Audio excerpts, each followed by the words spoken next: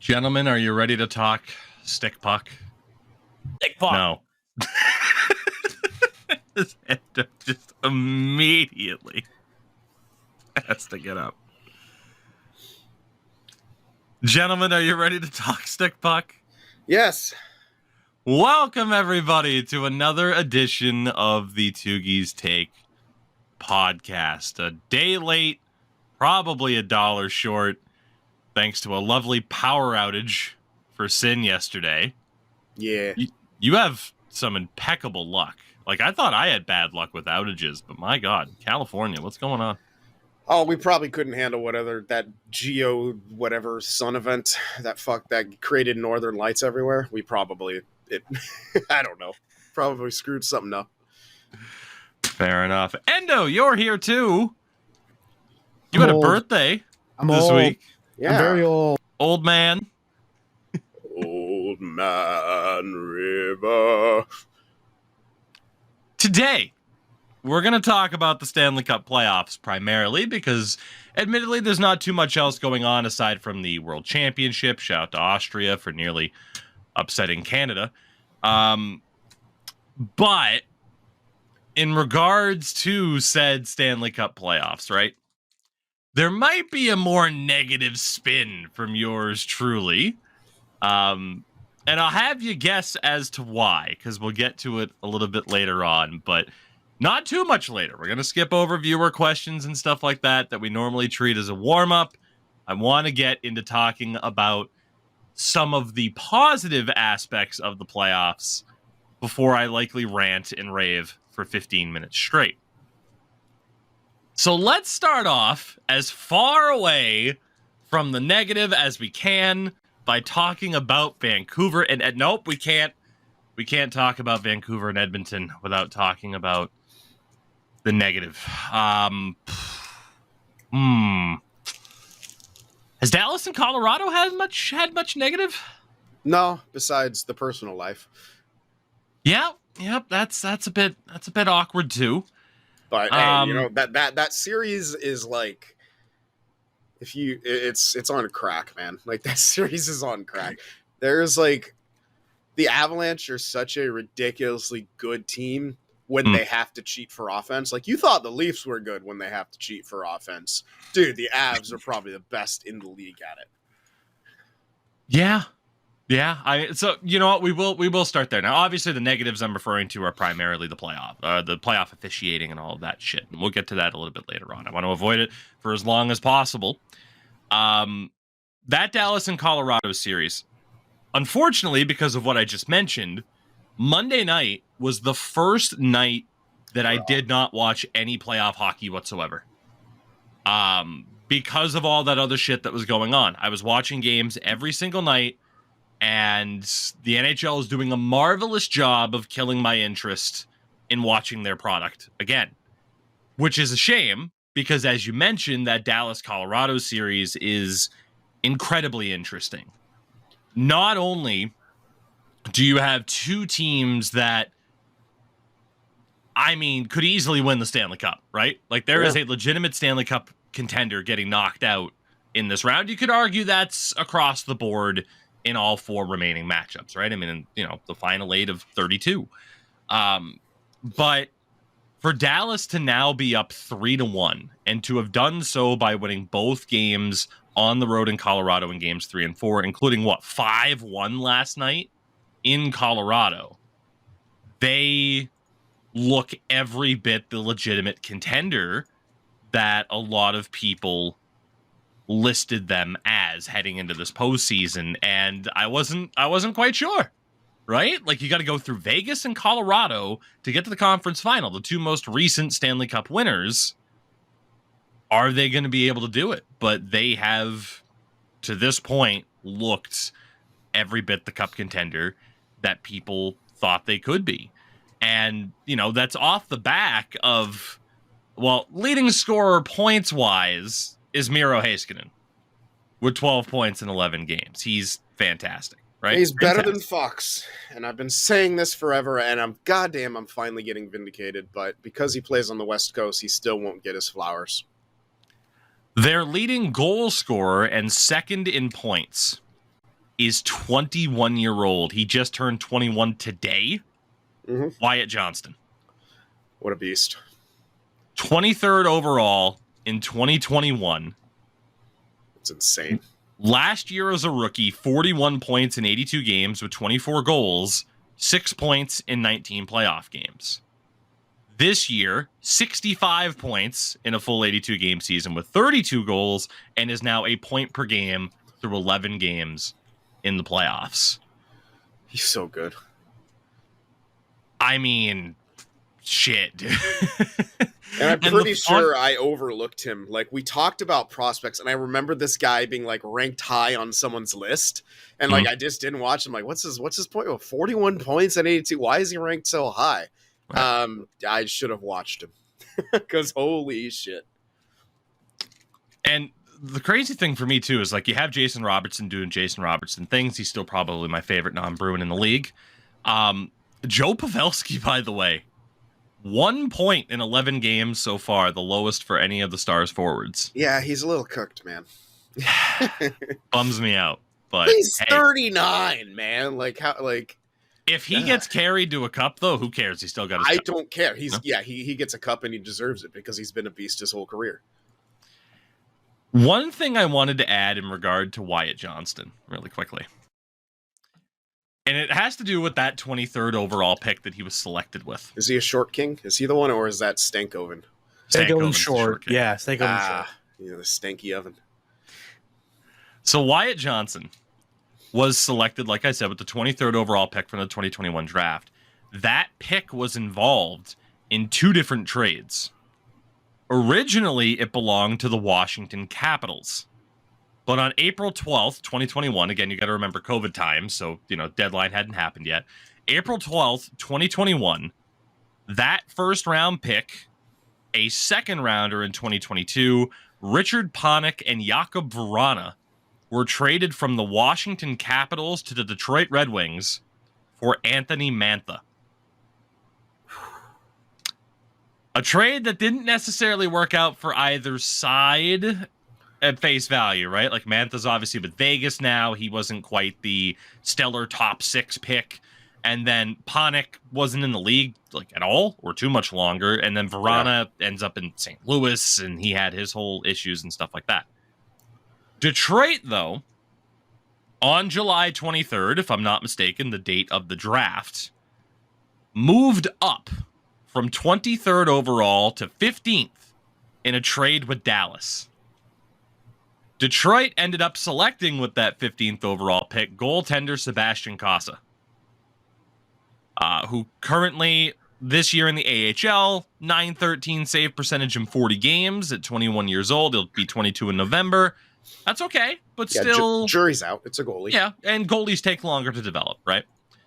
But Dallas ended up trading down 8 spots, getting Wyatt Johnston at 23.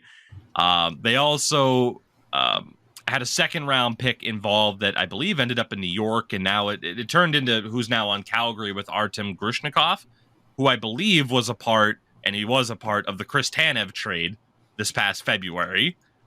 And they ended up with a 5th round pick, Jack Barr, who has yet to debut, but he's an NCAA player. I'm pretty sure Stankoven was like a late pick too, because Dallas has been in the playoffs every year. Like, it's insane the level that they've hit with their mid to late firsts and like second rounders. Logan Stankoven was selected 47th overall in the second round in that same draft class. Oh, you gotta be kidding. That is so filthy. One pick before they took Artem Grushnikov, who was a part of the Tanev trade. The Dallas Stars 2021 draft class is fucking stupid. Just in terms of everything that they did, regarding it. Yeah, I need a draft class like that coming up right now. There you go. You might get it. I mean, hey, first overall pick. I mean, last year's looking pretty good with Will Smith and Quentin Musty. But you expect that from a top 5 pick anyway. So Dallas has a 3-1 series lead on Colorado. Again, Dallas looking every bit the threat. Colorado looked primed to make another run for the Cup after eliminating Winnipeg in 5 games, winning 4 straight. And really, it's kind of all of a sudden. Now, it's off the back of a great run here by Dallas. Dallas is an incredibly strong team. But for the Avs at this stage, it's kind of, okay, if things can go wrong, they have been going wrong, right? Yeah. Particularly from Monday's game 4, they missed Devon Taves due to illness, which is very tough to replace. It led to them running a first pair of Sean Walker and Cale Makar. Makar has 12 points in 9 playoff games, but Sean Walker, who was a big deadline time pickup for the Avs, has no points in 9 appearances. Now, he was never this like crazy point getting defenseman, but you know, like, you're on the Avs. How are you not, you know, Colorado gave up a first round pick for you. I just find it hard to believe that a guy of that caliber hasn't been involved in terms of point production. And then you talk about the rest of the lineup, and it's like, oh, okay, like, you know, they have some aspects that are struggling, like McKinnon and Rantanen are doing really well, and their depth just got stretched that much further. You're already down 2-1 in a series heading into game 4, and on that day, you get the news that one of your key players is done. And what's really a disappointing and concerning story in a lot of ways, Valeri Nichushkin has been suspended for 6 months without pay, and is back in the player assistance program, the 3rd stage, which there's 3 out of 4, by the way. The first time that you end up being placed in the program, which again, you can be placed in the NHL player assistance program for a variety of reasons, right? In terms of the program itself, this comes from an ESPN article just kind of describing what it is, but it started up in 1996 as a joint venture between the NHL and the PA. Players who enter the program, which is strictly voluntary, can continue to get paid in that first stage, but they get counseling, treatment, other services that they might need. The program has a hotline that players or their relatives can call if they have concerns.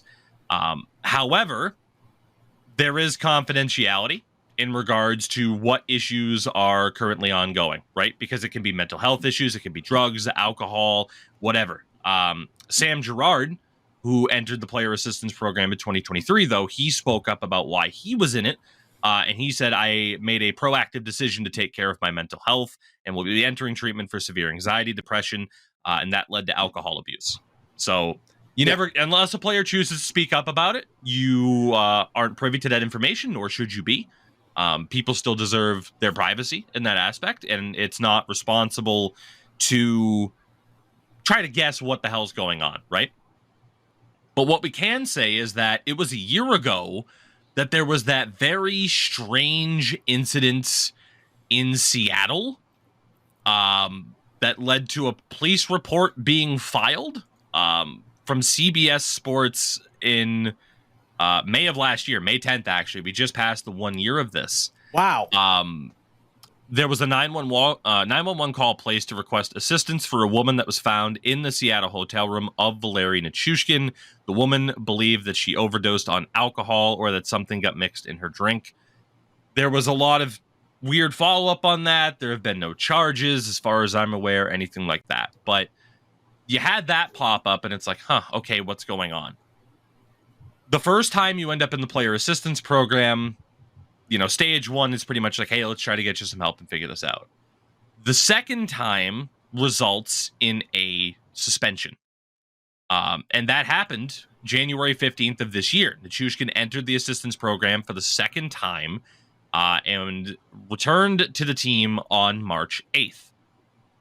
Now you have a third instance, which results in, I believe it's 60 days with suspended pay and an indefinite leave of absence. The fourth time, or 6 months, not 60 days, excuse me. 6 months. And the fourth time is a year.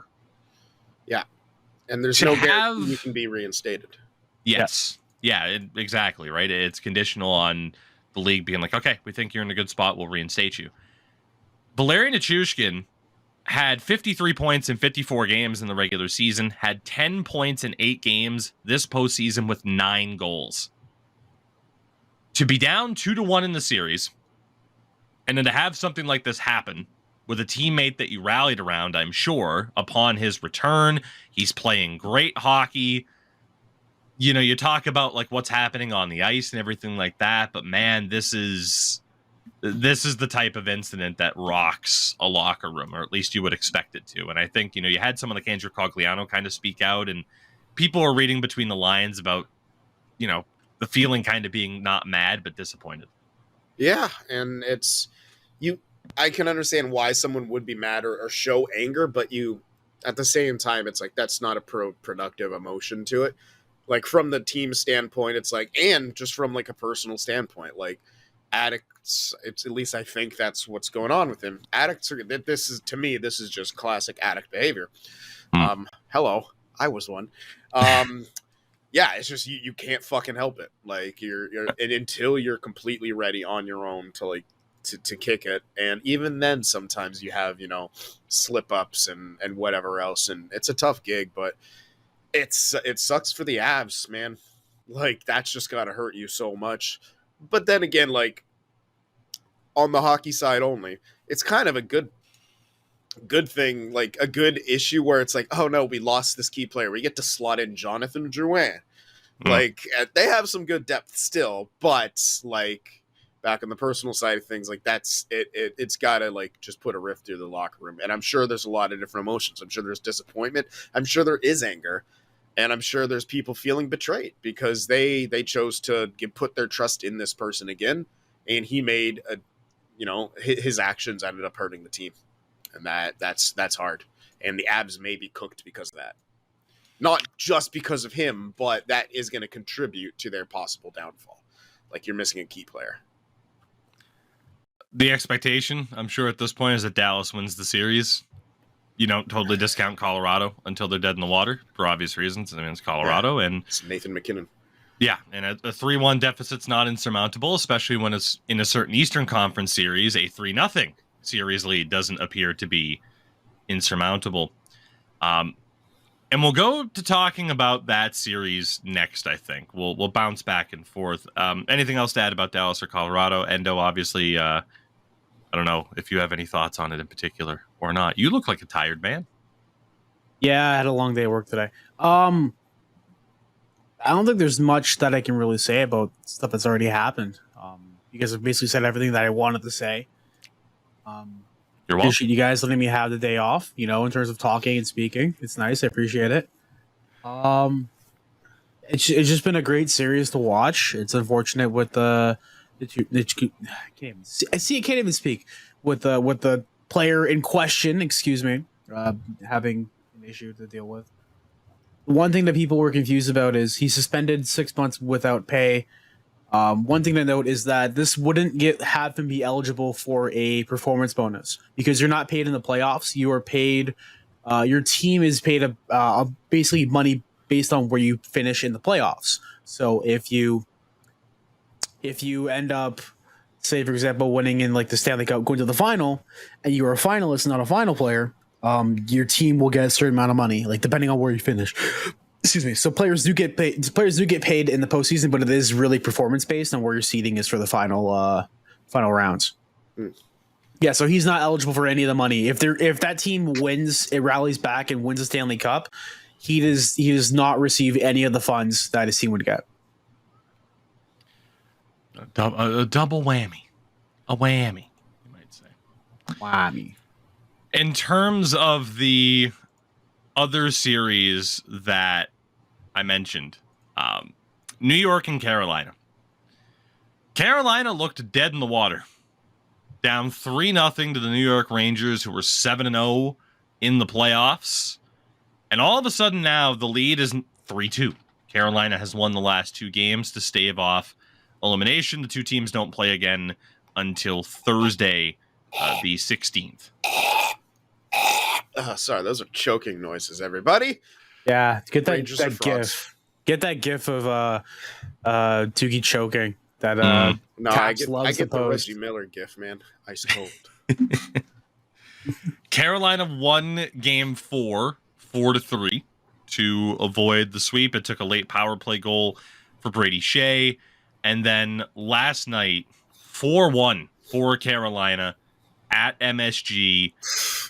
4 goals in the third period for the Hurricanes to win the game.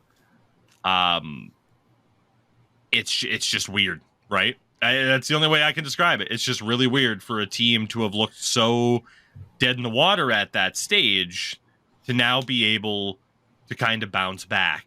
And I'm not quite sure from the outside looking in what the issue is for the Rangers. Well, this is the second year in the year this shit's happening.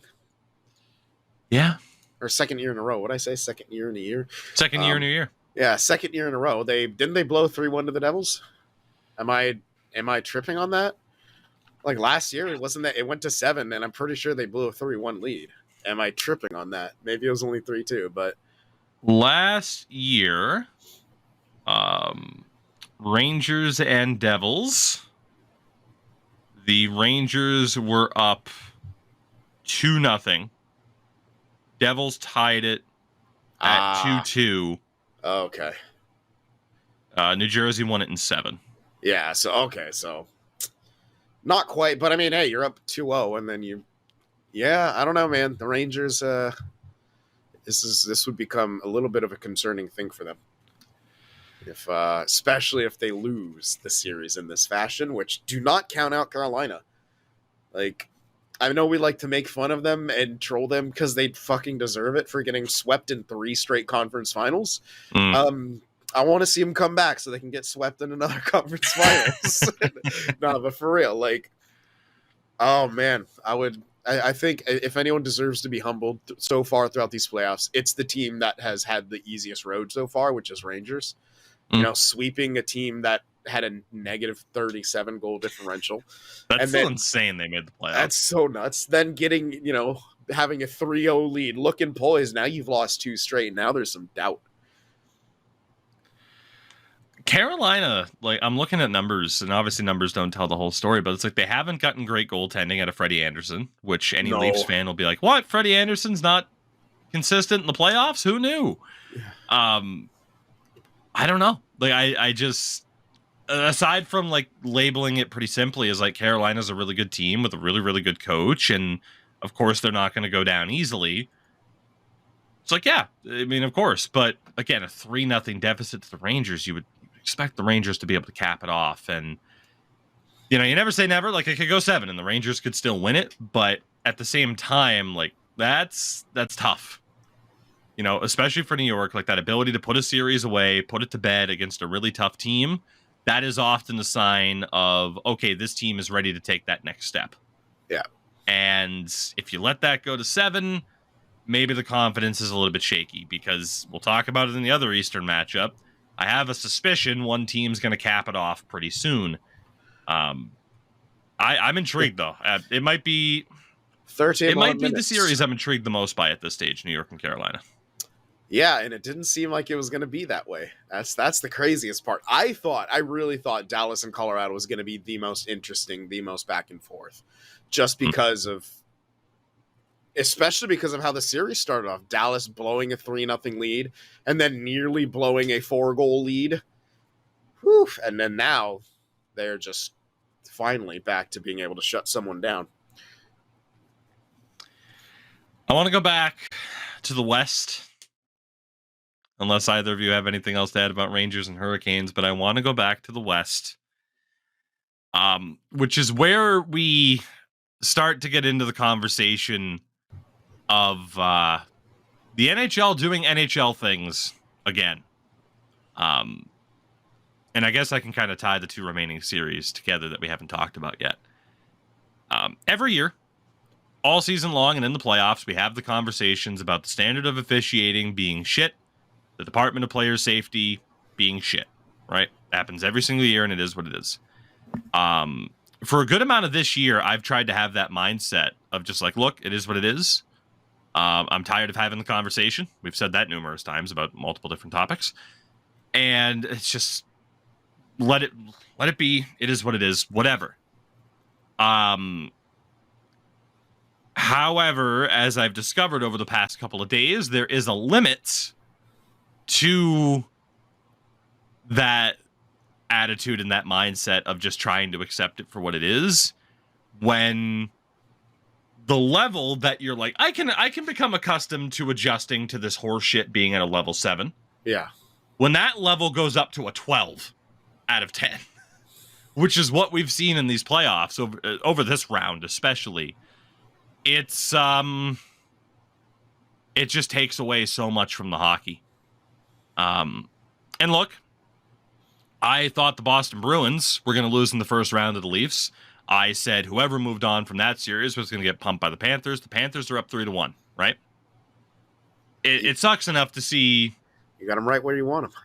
Yeah, it sucks enough to see your favorite team losing. Like, that can already kind of like take a bit of a hit, even if the rest of the series are good. It's worse when you can't watch other interesting series to escape the bullshit that you've seen within the own series of your favorite team. Yeah. And that's what's happening. That's what this Vancouver Edmonton series is. You got to watch the Colorado Dallas one, man. It's somehow the least egregious, like, officiated one. Well, yeah, because Rangers Hurricanes, you got Jacob Trouba throwing elbows left and right. Hell yeah, we do. But he's getting shit pumped when he's on the ice, and I'm so fucking happy to see that. Finally, we can put to bed the big physical defenseman is good at defense. No, we can't, because some right-handed big hitter is going to get $5 million this offseason. Hell yeah. Get paid. Like, you can't man, do crime. The whole Trouba thing, like, I've gone over that. Just Rangers fans vehemently defending him. It's like, he's a primary example of the Department of Player Safety's egregious failings. Yes. Again, whether or not it's the fucking elbow that led him going nearly headfirst into the boards. He tried to elbow, I think it was Kuznetsov. As he was scoring, he realized he wasn't going to make contact, and he 100% throws an elbow out there just to try to make any bit of contact whatsoever. And he has been encouraged to do so because he hasn't been punished for it, because they fucking suck at what they do. More on that in a second, as we talk first about Vancouver and Edmonton. Because, as I said, there's a lot going on in that Florida-Boston series, and in my mind, I'm like, okay, Vancouver-Edmonton, I'm really intrigued by this series. Vancouver, it wasn't the most convincing series win over Nashville at all. After a surprising regular season, though, they get out of the first round, and it's like, okay, here's your first real test. It's Edmonton. No disrespect to Nashville, but, it's Nashville. Like, in terms of teams that made the playoffs, they were what? Second from the bottom, third from the bottom, in terms of like, okay, who would you have been surprised the most by winning the cup? Washington, and then it's either Nashville or the Islanders, depending on where you rank people and goaltending and blah blah blah. And for the series, Vancouver, you have Sheloff's in goal. You're down to your fucking third goalie. It's crazy. Going up against Connor McDavid, Draisaitl, et cetera, et cetera. Vancouver has a 2-1 series lead at this point, which is crazy. Like, you had the crazy game one comeback. Edmonton tonight, if I'm not mistaken, is game number 4, and Edmonton is going to be rolling Calvin Pickard in goal instead of Stuart Skinner. Well, yeah, Stuart Skinner has a .796 save percentage. Again, it's an incredibly intriguing series for that reason, right? Because Stuart Skinner has looked really good at times, and then, especially against like LA, like he, shut the door, and it's like, oh shit, okay, Stuart Skinner, is he finally here? Is he finally the guy? And he has struggled immensely in this series. I'm looking at bringing up his game logs here in the playoffs, and since shutting out the LA Kings in game number 4, 33 out of 33 stopped. Game 5, where they eliminated the Kings, he had an .857. 18 out of 21 stopped. Allowed 3 goals in that game. Not a great performance, but they got it done. In the 3 games in this series against Vancouver, game 1, 5 goals on 24 shots for a .792. Game 2, which was a win, 3 goals on 19 shots for an .842 save percentage. And then game 3, 4 goals on 15 shots for a 733. He's been horrific in this series so far. Need save. That's bad for even Ishel, man. And you look at this series, right? And how it's gone down so far. The goalie change for Edmonton, and that should be the talking point, right? Is like, man, the goaltending and what's going on in this series. It's crazy. Like, Vancouver might do this. Is Edmonton gonna blow it again? But that's not necessarily what's being talked about. Like, how many people are talking about the fact that Leon Draisaitl has 8 points in 3 games, that McDavid has 5 in 3 games in this series? How many people are talking about Brock Besser and JT Miller both having 5 points, or Elias Lindholm doing great, Zadorov doing great for the Canucks? That's not necessarily the conversation I'm seeing. The conversation I'm seeing, aside from people chirping at one another on Twitter, the conversation is in regards to officiating in the DOPS. And that encapsulates what is wrong with this fucking league. You have a team in Vancouver, crazy good season, better than anyone expected, going up against the best player in the world, Draisaitl's top 5 minimum, for fuck's sake. Like, there is immense star power in this series, all Canadian matchup. You're guaranteed a Canadian team in the Final Four. And it's all overshadowed by cross-checks to the fucking kidneys, to the neck. It's highlighted by high sticking calls that draw blood that there's no call at all, actually. But they sent him off the ice because he's bleeding. That made no sense at all. Excuse me, your blood is a little dangerous for this ice surface.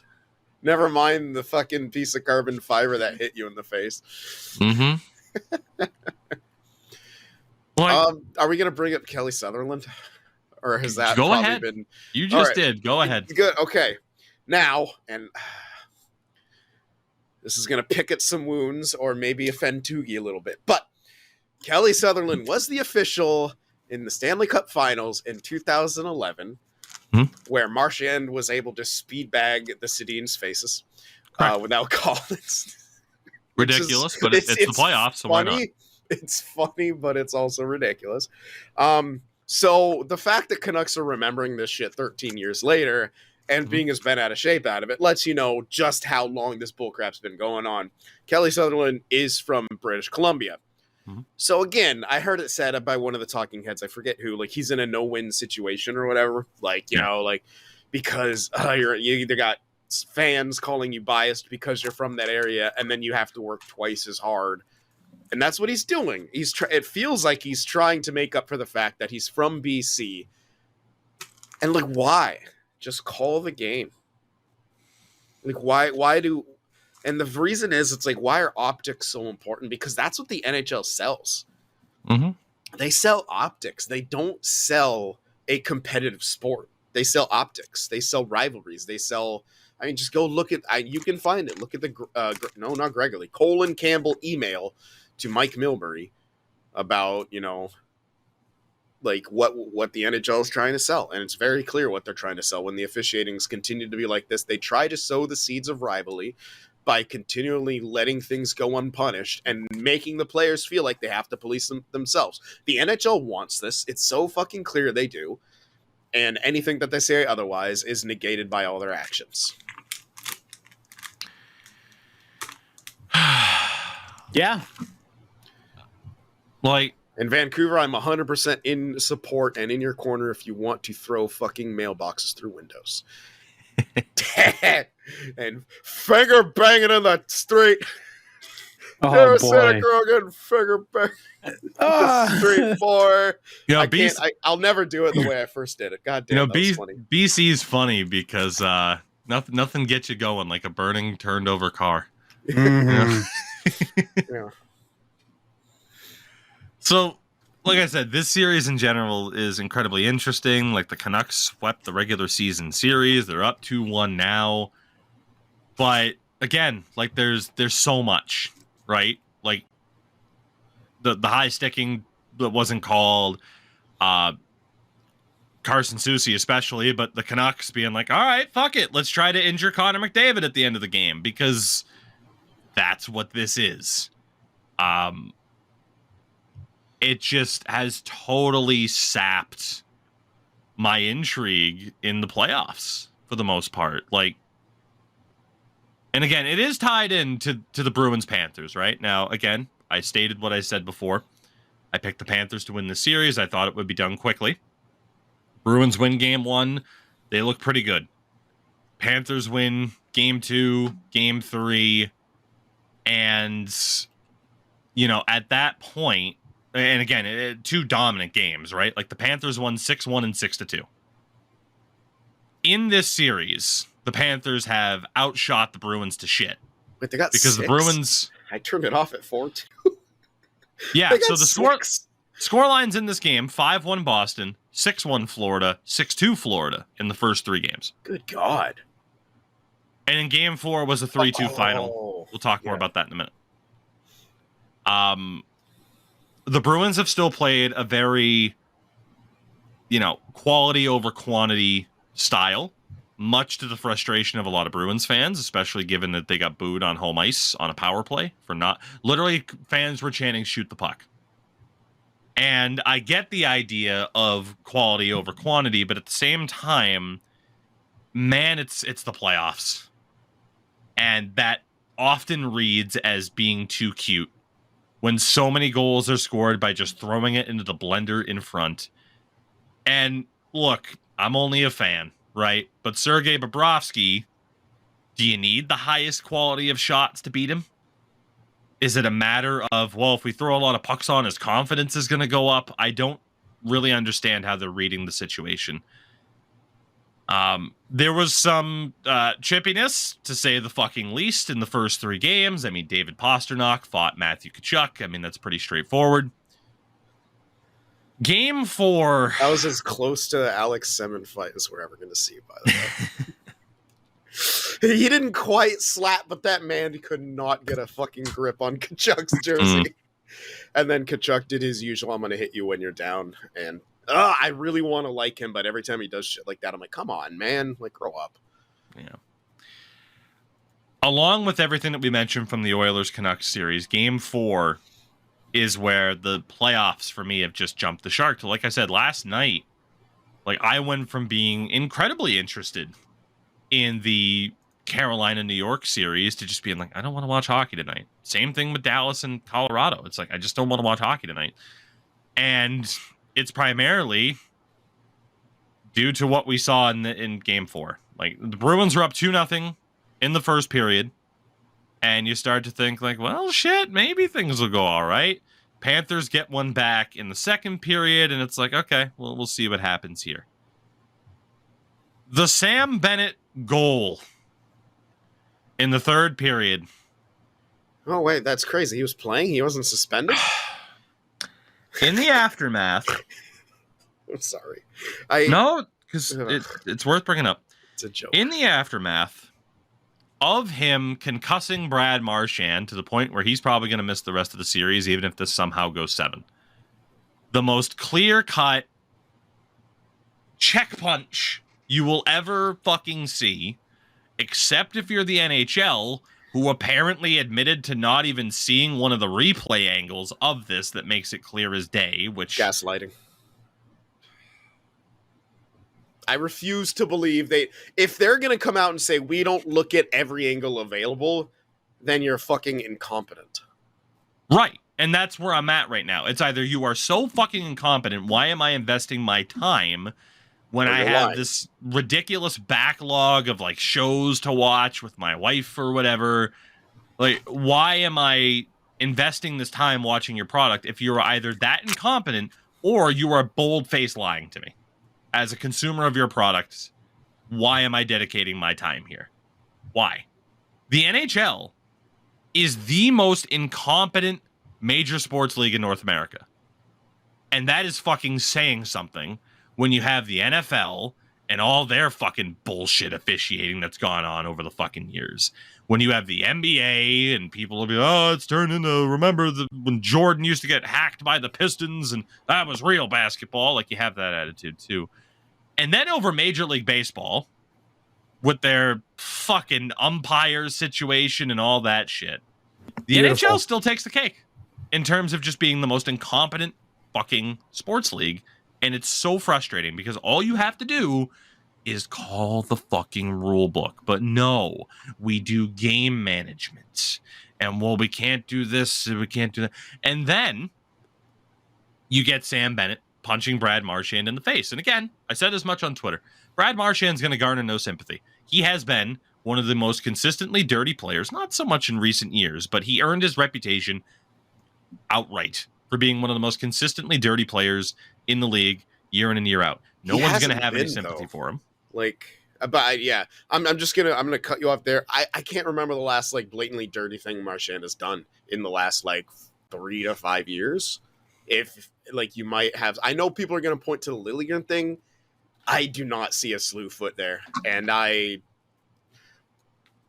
don't know. Like I don't have any reason to like Marchand. In fact, I've hated the Bruins for a very long time up until very recently when the Sharks weren't competitive. I didn't care that the Bruins kicked our ass. But yeah, like I don't know. I haven't seen him do anything blatantly dirty. I understand it's going to always follow him, but there's a hell of a lot of bias of him from his 20s, and he's just not that dude anymore. He's still a shit. He's still a rat. Yeah. He's good at it, but I don't see him really doing anything like all these like crazy dirty things. Maybe he's sneaky dirty, but I don't know, man. So you get Sam Bennett doing this, which was very similar to what he did against Matthew Nyes on the Maple Leafs last year in the playoffs. Sam Bennett transformed his career from being 4th overall pick, you got to be top line center, whatever, to being one of the league's premier rats. And the Panthers have a couple of those guys. They got Cousins, Matthew Tkachuk has that side to him, and you're incentivized to build a team like that because you know how things are going to be called or not going to be called in the playoffs, to the point where Sam Bennett's tying goal to a T fits the description of what should be goaltender interference, and everybody knows that. He cross-checks Charlie Coyle into Jeremy Swayman and then scores. They reviewed it and still just, nope, don't worry about it. It's fine. And then the Panthers, 3 minutes later, sick goal from Sasha Barkov. What should have been a 2-2 game is 3-2, and the Panthers hold on to win. The Florida Panthers are a great fucking team. Made it to the Stanley Cup final last year. They could very well get over the hump this year. They don't need the extra fucking help that they are getting. I wonder if Colin Campbell's kid has anything to do with that team still. That's also been theorized. But like I said, it's not necessarily a matter of, oh, my team's losing, I'm upset, I'm mad. It's just more like, man, I'm cool with them losing, but again, it's one thing to have your team losing. It's another thing to see bullshit like this as well. Yeah. Like you may very well have still lost, but like at least lose in a cool way.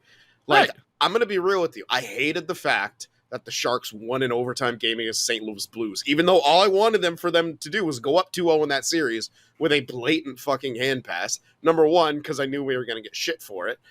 And number two, I knew the Blues were going to take that shit personally. And they did. They headshot us for fucking 4 straight games and kicked our ass out. And they also outplayed us. But yeah, they also should have been fucking punished for some of those headshots. But they weren't going to call it because that one time we got a hand pass in our favor. Like, that's how the league works, and it's fucking stupid. And that's what the Blues did. Like, I've mentioned over the past 5 years, that 2019 Blues team a lot. They played the style that the Florida Panthers are playing. Yeah. That the NHL encourages teams to play in the playoffs. I've joked about it a lot over the last couple of years. Like, Craig Berube, former enforcer, right? This is a guy that towed the line and oftentimes went over the line in his playing career. And this is like 80s, 90s towing the line. So you know that fucking line is Scott Parker jumping over the plexiglass to try to get at a Nashville player. I found it rich that Craig Berube in 2019 complained about officiating. But it worked. It outright worked to his benefit.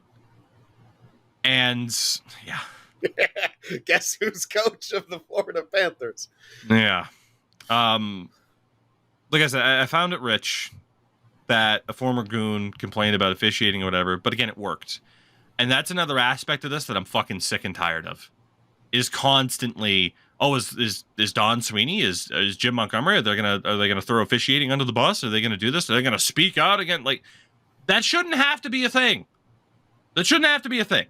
Craig Berube, if he felt like he was getting wronged by coaches or whatever, shouldn't have had to do that. And the Bruins in this instance, it shouldn't be on Don Sweeney to be like, yeah, the officiating fucking sucks and the league's a joke. Because the league shouldn't be in a situation anyway where that should be expected of a GM to have to call you out on your fucking nonsense.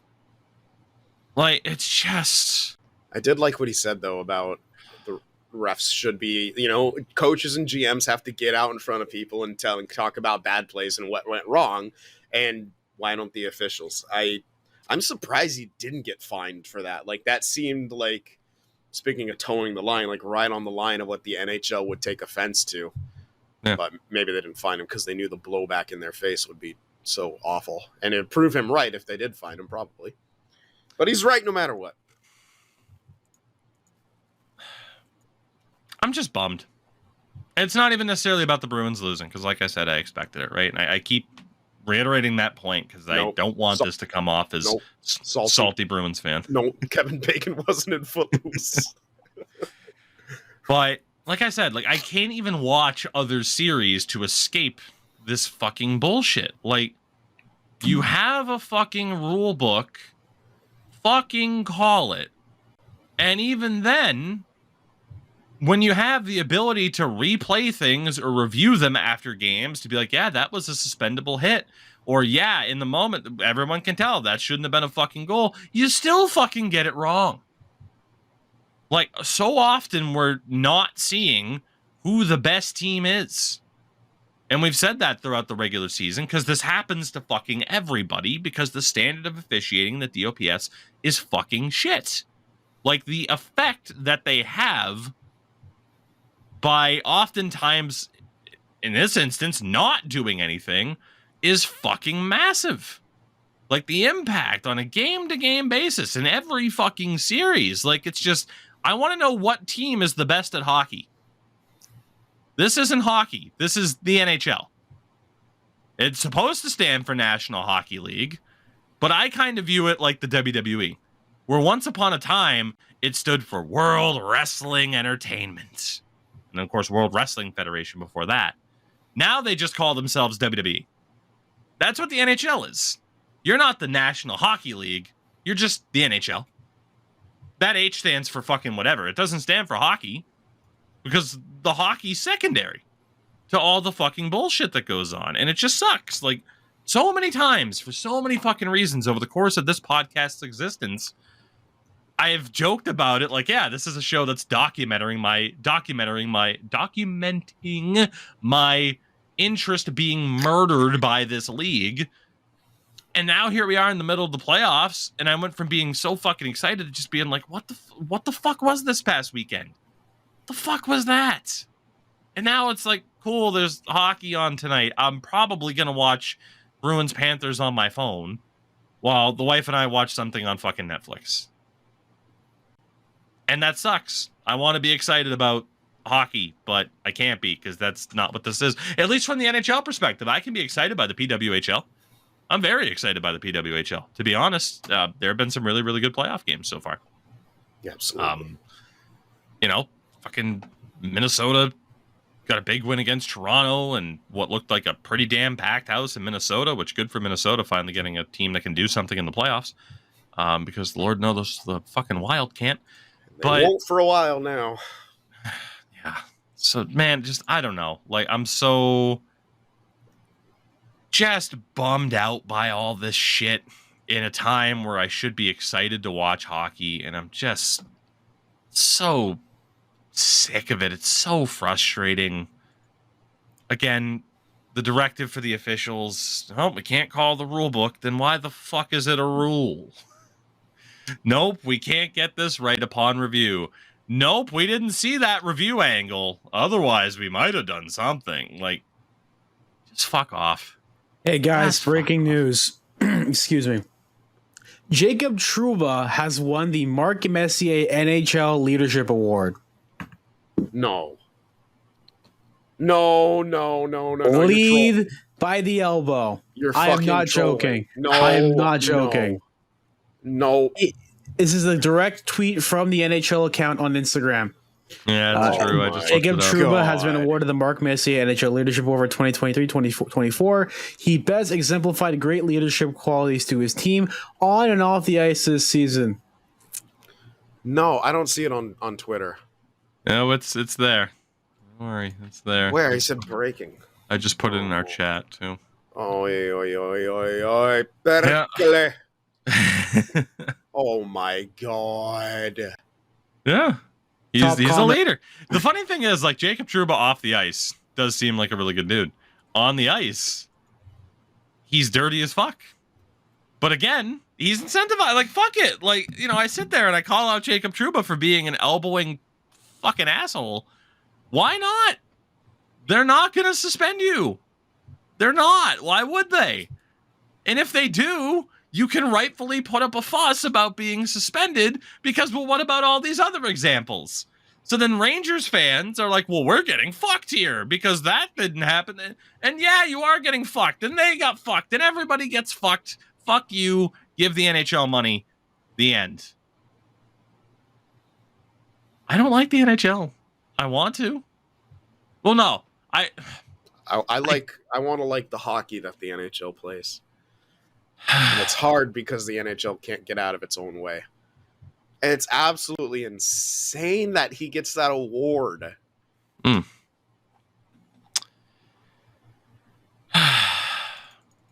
don't know what else to add, to be honest. Like I said, He's been ass. Like, I'm just frustrated by the state of the NHL. Like I said, at a time like this, it's like I have more interest for the first time since like 2010. And even then I had an immense interest, but like not even like this is probably the first time ever. Like I haven't been like diehard Celtics fan for a while, right? Like I grew up as a diehard Celtics fan. I saw them win in 2008. I was interested for the next couple of years. And then once they started moving on from Kevin Garnett, Ray Allen, Paul Pierce, my interest dipped. I'm more interested in the NBA playoffs right now than I am in the NHL. And that's probably the first time in my life that's ever been the case. Aside from, you know, lockouts and the NBA was the only option. That sucks. Like, as a fucking diehard hockey fan, that sucks to be like, yeah, I have more interest in the NBA right now than I do the Stanley Cup playoffs. And that's fucking crazy. But that's the case. yeah. So anyway, time will tell how much longer this is a hockey podcast. Do we have any viewer questions? No, I didn't even put the fucking mark out there. The only thing what we could talk about is do you see the NHL 24's coming to Xbox Cloud? Huh? I don't know if that'll yeah. Apparently they're adding NHL 24 to the Xbox Cloud gaming option. What is that? Which makes me wonder if, because we discovered that way of being able to do co-op PC. But only with two players, right? Is how we discovered that. Basically through Parsec and then Xbox screen sharing, stuff like that. Like technically, like Sin and I could play franchise mode together, but it's only the two of us. So I don't know if this would give us the... Hold on! I don't know if this would give us the ability to do more than two people. No, it won't. So what it does... Well, there you go. Who cares? The way the Quake Cloud works is that it basically runs it on a virtual Xbox. So it wouldn't be the same way that we do it over what we were doing. We found a roundabout way of connecting together on the consoles. So what it does is there's a server center in near the closest city to you, and it basically connects to a Series X in one of those servers and runs it that way. Huh. Which means this could be like a theoretical start to like, wow, you can play NHL literally anywhere. And if more people use the cloud service, it would be more data for them to possibly pitch to the uppers at EA Sports or EA in general about having a PC port. So like theoretically speaking, this could be a good thing, but I highly doubt people are going to use it.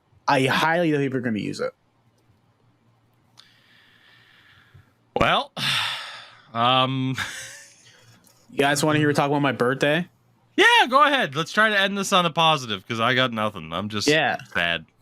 It was good. My knee is going pretty well. It's actually feeling a lot better. But Growing stronger and stronger each day. it is growing stronger and stronger. So I talked about this recently. My mom went to England for a couple weeks to go for a little vacation, but she ended up actually doing work while she was over there. Workaholic, all that kind of thing. So my mom got me. She's like, "Hey kids, do you want anything from England while I'm over there?" And I said, "Get me a bunch of Walkers."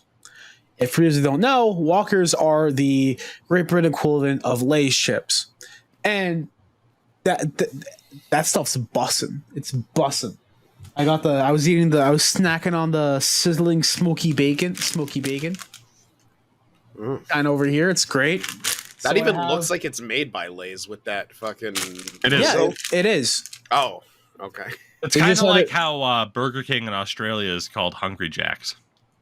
Oh, is it? Yeah. We discovered that on GeoGuessr. Oh man, you don't understand. Hungry Jack's looks fucking sick. I don't care what it is. I'm gonna make a trip to Australia and go there and eat it myself. We can plan it two or the other. But I have like 20 bags of that. I have a bunch of like sweet candies and all that. And there is this baker who makes like I want to say decadent like designer cookies. So he made like a red velvet, an Oreo cookie, bunch of other types of cookies. He made like a green velvet. I'm not sure what the hell that's going to taste like, but it's very, very interesting. So that's basically kind of what I did on my birthday. I also went to eat gyubi as I usually do. The Japanese all-you-can-eat place. Benihana's. No. Maybe I would. It looked like a Benihana's. Aren't they cooking the food for you on the thing? No. They slip it up onto their hat. Yeah. No, for this one, it's you cook your own food and they give you like top quality different cuts of meats, like black pepper kalbi. They had this like miso marinated steak on there as well. Some vegetables as well. Usually I just get the salmon on there, grilled on there. I've been begging to take guys there because it's a good place to eat. Honestly, it's really great. They have a good menu selection. They just up the prices a little bit, but it's definitely worth it. I'm a regular there. That's where I usually go. I used to go there before doing Sports Gamer Cast, which was a lot of fun. I thought of a way to end this show. The history of the Marc Messier Leadership Award and its prior winners. At face value, let me know if you disagree with the concept of any of these guys winning this award. Okay. The first ever winner in 2007 was Chris Chelios. No, that makes sense. He was probably like 65 years old at that point. Yeah. Yeah, Jesus. He was like 45. 2008, Matt Sundin. Yeah, that makes sense to me. Mm-hmm. Jerome Aginla. Absolutely. 2010, Sidney Crosby. Oh, no brainer. duh. No brainer. Zdeno Chara. No brainer. Yeah. Shane Doan. Yep. Daniel Alfredson. Yeah. Uh-huh. Afro Swede. Dustin Brown. No. Disagree. Absolutely not. Fucking another elbow god right there. There you Nearly go. ended Hurdle's career. Fuck him.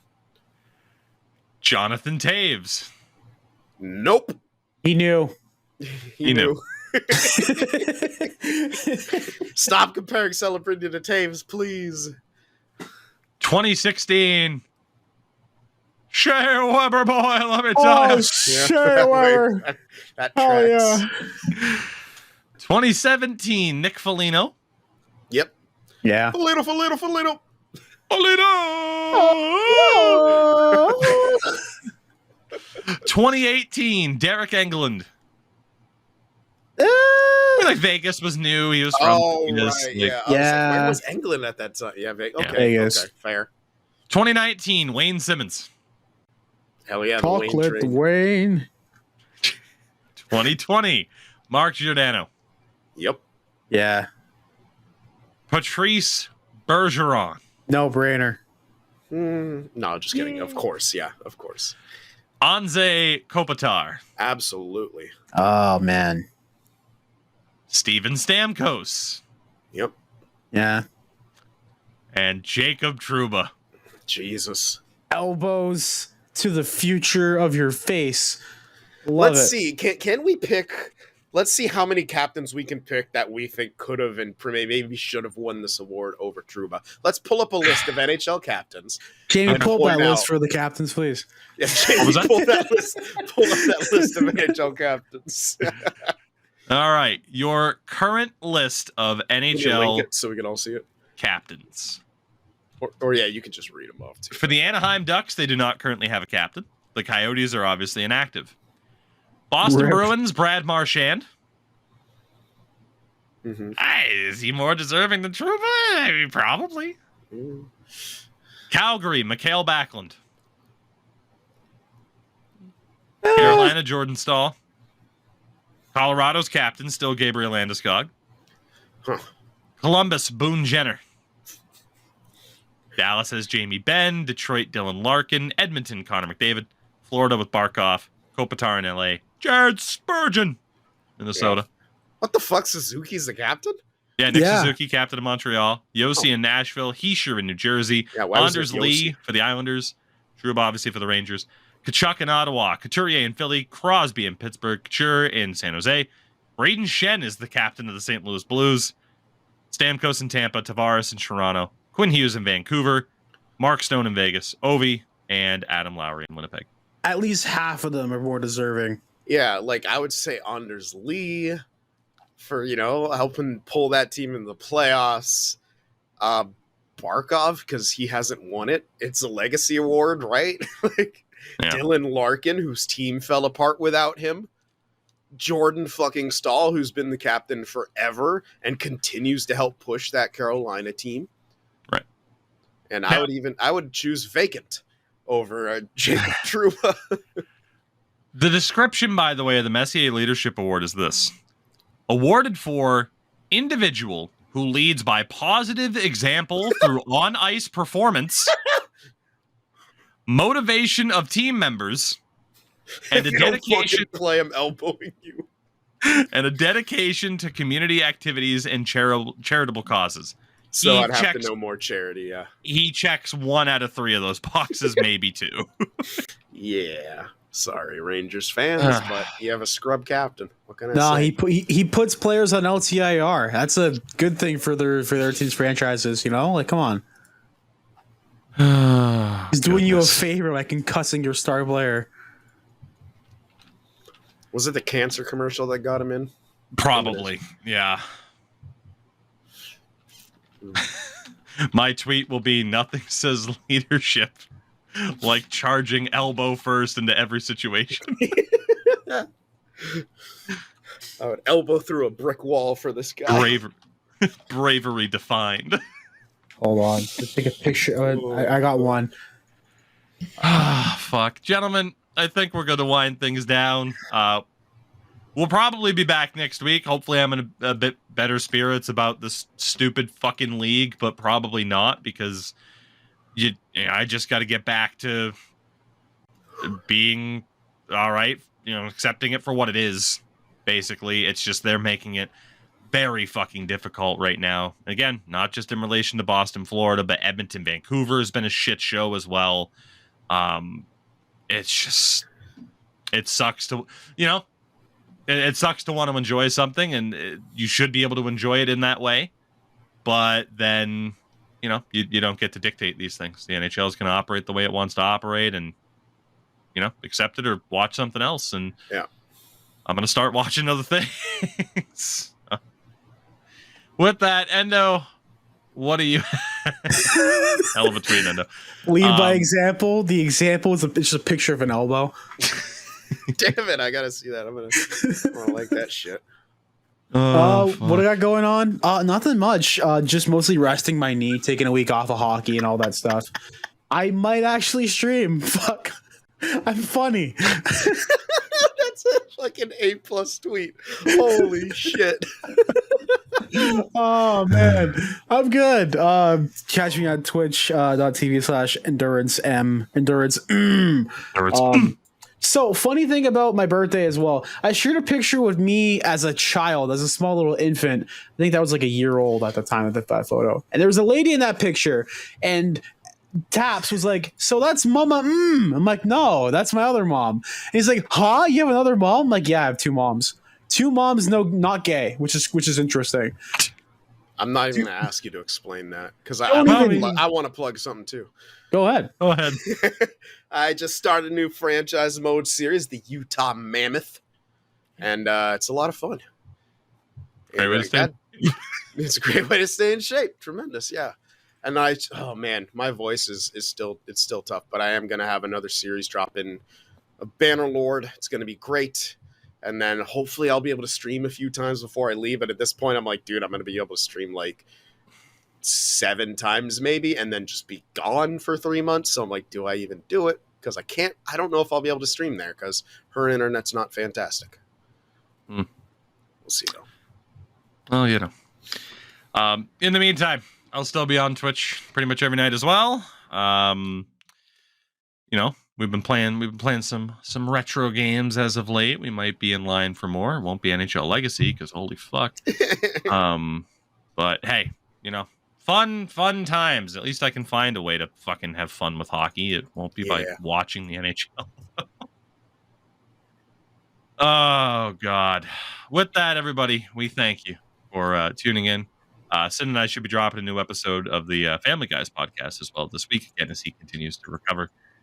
As he just mentioned, for now, try to enjoy hockey if you can.